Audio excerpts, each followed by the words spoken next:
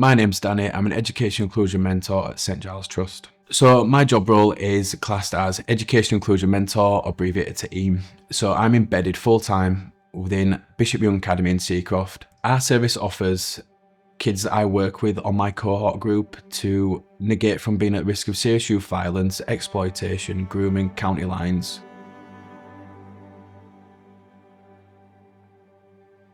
The project shows them an alternative to perhaps a path that they are choosing. I think I've definitely seen a benefit in a number of the kids that I do work with, especially the ones that I've been working with for a number of months now. You can just see them grow. They look taller, they look more filled out, they look happier. You can see that in the daily lives and the daily interactions, that they're just enthralling and they're just there in and around school. These are kids that have not even been accessing school through a whole host of different reasons, but they're bouncing around the place and they're doing after school activities and they're giving up their time, and there's a whole host of different activities that we're doing. It's quite an exhaustive list, but all of those that we do, the kids really enjoy, and it's such a variety that they can be part of.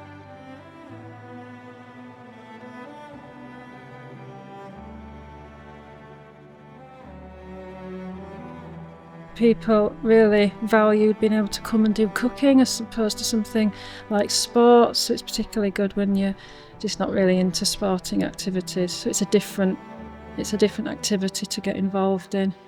So the approach that Danny has taken here at Bishop Young and the approach that other inclusion mentors take across the city is very much individualised for the needs of each child. So we know that each child has a different barrier to learning or to attendance. So that ranges from one-to-one mentoring sessions. It involves activities within the school such as boxing, cooking, you name it. You know, if it engages the child and helps, that's the approach that's taken. We've had community activities, so a really bespoke package for each individual.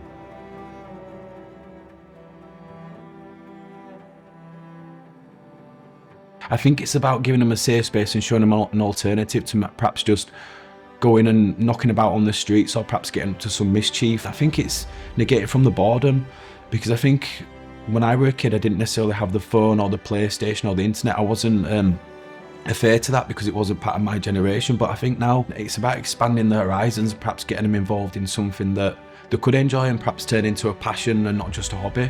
Perhaps maybe boxing, football. You know, a lot of these kids have got talents, but it's just about them understanding that they've got talents, how they nourish that talent and move forward. It's really important to have the inclusion mentors in our schools, and in particular the mentors from St Giles. We're very happy with the work that the mentors are doing. We feel that it's had a major impact on standards. I think it's very important for people with lived experience working at St Giles, because we can relate to the people and help them and support them better than a person who hasn't got lived experience, because we've been there, we've faced it, we've lived it. You know, it comes across when we talk to people.